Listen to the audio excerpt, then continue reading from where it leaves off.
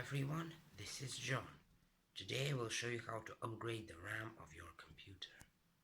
So, you need to shut down your computer completely, and in this case this is a laptop but the battery doesn't hold charge, so I will have to turn off the UPS I have connected it to, and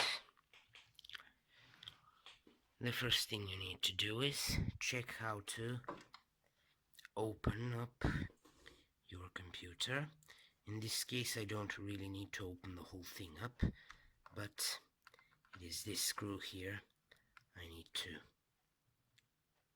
remove. Then I have to open up this part, and these are the places where RAM sticks go. So this is DDR3 laptop RAM. You want to make sure you buy the correct stick. This is how a RAM stick looks like, at least the older ones look like this. Then you carefully put it inside the socket.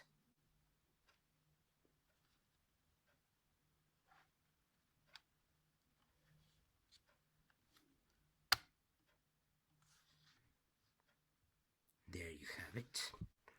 Windows might take a little while to boot up. I will show you with one more laptop here. So that was a Toshiba. This is an HP. So in this case I don't even have to remove a screw. I do this and now I can take out the case itself. I can insert, these sockets are not as tight, and I can seat the RAM properly. So now it just has to click here and then we can put it back. Now this is an example where this RAM is the wrong type and it is reporting this from the BIOS. So in my case it is all DDR3 RAM, but that was a desktop chip I believe, and this is a sample error message the BIOS will give you. As you can see, the system has detected that an unsupported DDR3 memory type is installed, and this is because of the desktop RAM. So it says that you can lose data, but as long as you're not putting more voltage onto, for example, laptop memory stick into a desktop computer, it is just alright. And you can mix some types of memory, others you cannot, and now Windows will build just fine.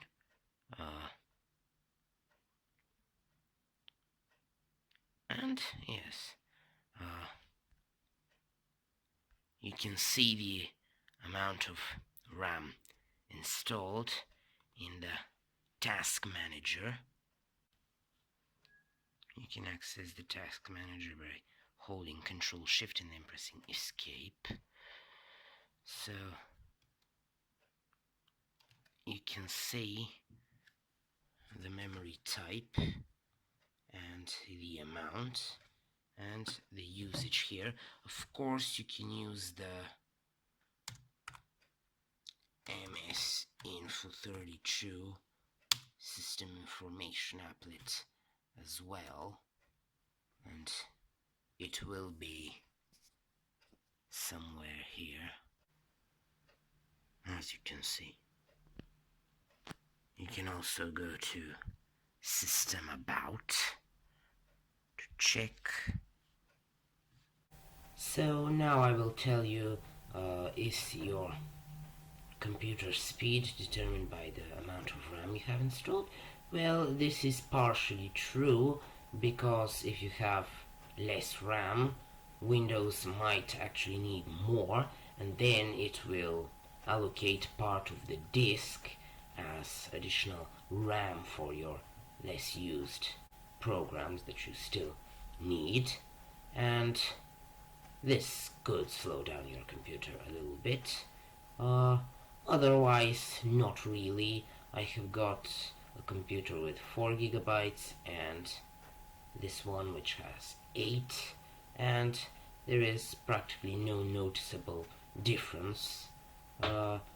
So if you have 4 gigabytes, you're okay. If you're virtualizing though, you might need around 8, which is for Hyper-V, for example. Any more if you want to Photoshop or do some more extensive video editing, and even more if you have a server, many computers access it.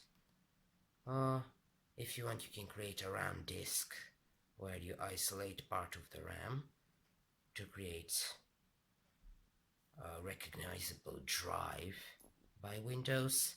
Then you can go all the way up to 2 terabytes for Windows 10 and Windows 11. More amounts of RAM are available for Windows Server. Thanks for watching. Please subscribe. I'm John, and I will see you in the next one.